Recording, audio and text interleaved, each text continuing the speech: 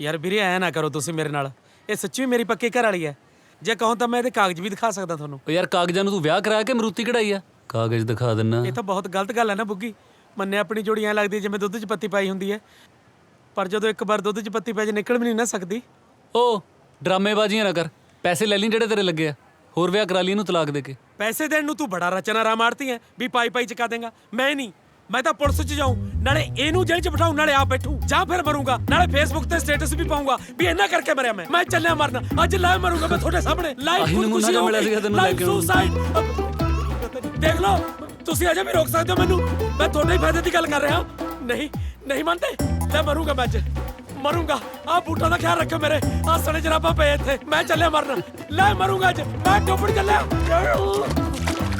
ਦੇਖ ਲਓ, ਮੋੜ ਲਓ, ਡੁੱਬੂਗਾ ਮੈਂ ਨਹੀਂ। ਚੱਲ ਠੀਕ ਹੈ ਸਰ, ਕੀ ਤੇਰੇ ਲਈ ਮਰਨਾ ਵੀ ਕੈਂਸਲ।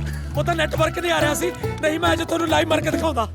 ਪਿੱਛੇ ਲੱਗੀ ਇਹਦੇ ਕੋੜ ਕਰ ਲੈ ਜਿਹਦੇ। ਨਹੀਂ ਮੰਨਣਾ ਤੂੰ? ਚੱਲ ਲਿਖ ਓਏ। 15 ਲੱਖ ਰੁਪਇਆ ਏਜੰਟ ਨੂੰ ਦਿੱਤਾ, 250 ਰੁਪਏ ਦੇ ਟੌਫੀਆਂ ਚਾਕਲੇਟ ਦੇ ਛੋਟੇ ਭੈਣ ਭਰਾਵਾਂ ਨੂੰ ਦਿੱਤੀਆਂ, ਫਿਰ ਟੈਕਸੀ ਵਾਲੇ ਨੂੰ 에ਅਰਪੋਰਟ ਤੱਕ 2500 ਰੁਪਇਆ ਦਿੱਤਾ, ਫਿਰ ਰਾਹ 'ਚ ਮੁਰਥਲੇ ਨੂੰ ਪਰੌਂਠੇ ਖਵਾਏ, ਫਿਰ 에ਅਰਪੋਰਟ ਤੇ ਪਹੁੰਚਣ ਸਾਰੇ ਨੂੰ ਪਾਣੀ ਦੀ ਬੋਤਲ ਲੈ ਕੇ ਦਿੱਤੀ, ਫਿਰ ਜਹਾਜ਼ 'ਚ ਚੜ੍ਹਨ ਤੋਂ ਪਹਿਲਾਂ ਇੱਕ ਸੈਂਡਵਿਚ ਖਵਾਇਆ, ਫਿਰ ਜਹਾਜ਼ 'ਚ ਉਤਰ ਕੇ ਆਪ ਵੀ ਇਹਨੂੰ ਫੁੱਲ ਲੈ ਕੇ ਉੱਥੇ ਦਾ ਸਵਾਗਤ ਕੀਤਾ, ਫਿਰ ਘਰ ਦਾ ਰੈਂਟ ਦਿੱਤਾ, ਆਉਣ ਜਾਣ ਡੇਲੀ ਦੇ ਪੈਟਰੋਲ ਦੇ ਖਰਚੇ ਹੋਏ, ਫਿਰ ਇਹਨੂੰ ਬਾਹਰ 5-7 ਵਾਰੀ ਖਾਣਾ ਵੀ ਖਵਾਇਆ, ਫਿਰ ਤੁਹਾਡੇ ਰੈਸਟੋਰੈਂਟ ਦੇ ਵਿੱਚ ਹੀ ਆ ਕੇ ਇਹਨੂੰ ਕਾਫੀ ਪਿਆਈ।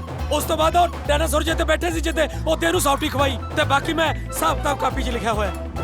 ਮੈਂ ਸੋਚ ਨਹੀਂ ਸਕਦੀ ਸੀ ਕਿ ਤੂੰ ਇੰਨਾ ਮਤਲਬੀ ਨਿਕਲੇਗਾ। ਆਹੋ, ਤੂੰ ਤਾਂ ਮੈਨੂੰ ਬੜਾ ਸੁੱਤੇ ਪੈ ਨੂੰ ਪੱਖੀ ਦੀਆਂ ਝੱਲਾਂ ਮਾਰਦੀ ਰਹੀ ਹੈ ਨਾ। ਉਹ ਜਿਹਦੇ ਇਸ਼ਾਰਿਆਂ ਤੇ ਨੱਚ ਰਹੀ ਹੈ ਨਾ, ਉਹਨੂੰ ਤਾਂ ਮੈਗੀ ਵੀ ਨਹੀਂ ਬਣਾਉਣੀ ਆਉਂਦੀ। ਮੈਂ ਤੈਨੂੰ ਪਨੀਰ ਤੇ ਤੜਕੇ ਲਾ ਖਵਾਉਂਦਾ ਰਿਹਾ। ਭੋਰਾ ਕਦਰ ਨੂੰ ਨਾ ਪਾਈ ਬੇਕਦਰੇ ਮੇਰੇ ਪਿਆਰ ਦੀ। ਉਹ ਚੱਲ ਬੱਸ ਕਰ, ਪੈਸੇ ਮਿਲ ਜਾਣਗੇ ਤੇਰੇ। ਪਹਿਲੀ ਪੈਸੇ? ਹਾਂ ਟੋਨੀ, ਓਏ ਹੁਣ ਕੋਈ ਚੱਜ ਦੀ ਲੱਭਦੀ ਉਹ ਜਿਹੜਾ ਮੇਰਾ ਉਮਰ ਭਰ ਸਾਥ ਨਿਭਾਵੇ। ਇਹਨੇ ਤਾਂ ਲਾਤੇ ਲੱਲਰ। ਆਹ ਸਾਲਾ ਰੈਸਟੋਰੈਂਟ ਵਾਲਾ ਮੁੰਡਾ ਜਾਂ ਤਾਂ ਨਾ ਰਚਨਾਰਾ ਮਾਰਤੀ ਬਣਾ ਖੜਾ, ਕਹਿੰਦਾ ਪੈਸੇ ਲੈ ਲਈ। ਦੇਖੀ ਕਿਤੇ ਮੇਰਾ ਢੋਆ ਢੋਈ ਦਾ ਕੰਮ ਹੀ ਨਾ ਰਹਿ ਜੇ। ਕੀ ਕਹਿੰਦਾ ਤੇਰਾ ਬੇਲੀ ਫਿਰ? ਲੈ ਦੱਸ, ਤੈਨੂੰ ਪਤਾ ਤਾਂ ਹੈ ਤਾਇਆ। ਚੱਲ ਆਵਾਜ਼ ਮਾਰ। ਬੱਬੂ ਓਏ, ਉਹ ਤਾਇਆ ਸੱਦਦਾ ਤੈਨੂੰ।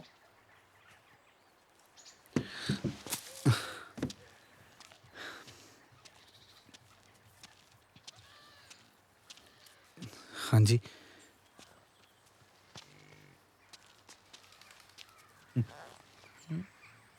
ਇਹੋ ਜਿਹਾ ਤੇਰਾ ਕੀ ਗਵਾਚ ਗਿਆ ਬਈ, ਜਿਹੜਾ ਤੂੰ ਆਹ ਹਾਲ ਬਣਾ ਰੱਖਿਆ?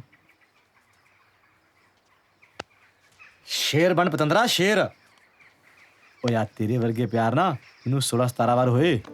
18ਵੀਂ ਵਾਰ ਹਿਮਾਲੀ ਨਾਲ ਤੇ 19ਵੀਂ ਵਾਰ ਤੇਰੀ ਮਾਂ ਨਾਲ। ਤੂੰ ਤਾਂ ਜਿੱਦੀ ਤੇਰੀ ਢਾਕੇ ਬਹਿ ਗਿਆ ਹੈ।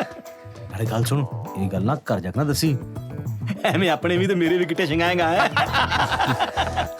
ਇਹ ਸਭ ਤਾਂ ਹੁੰਦਾ ਰਹਿਣਾ ਚਾਹੀਦਾ, ਠੀਕ ਆ ਮੇਰਾ ਸ਼ੇਰ ਪੁੱਤ। ਕਿਆ? ਹਾਂਜੀ ਲਾਡੇ ਬੜੋ, ਅਸੀਂ ਪਿਓ ਪੁੱਤ ਇਕੱਠੀ ਰੋਟੀ ਖਾਵਾਂਗੇ ਅੱਜ। ਲੈ ਚੱਲ, ਏਡੀ ਕਿਹੜੀ ਗੱਲ ਆ ਤਾਇਆ? ਹੈ ਮੈਂ ਤਾਂ ਆਪ ਖਾਊਂ, ਕਿਉਂ ਬੱਬਲਾ? ਲੈ ਖੋਲ ਤਾਇਆ, ਭੁੱਖ ਬਹੁਤ ਲੱਗੀ ਹੈ। ਤੂੰ ਫੋਟੋ ਤਾਂ ਦਿਖਾਈ ਨਹੀਂ, ਹੈਗੀ ਬਟੂਏ 'ਚ ਕਿ ਪਾੜਤੀ? ਪੁੱਤਰਾ ਇਹ ਤਾਂ ਦਿਲ ਮਿਲਿਆ ਦੇ ਮਿਲੇ ਆ, ਐਵੇਂ ਗੱਲੇ ਕੰਨਾਂ ਨਾਲ ਟਕਰਾ ਮਾਰ ਕੇ ਕੀ ਬਾਤ।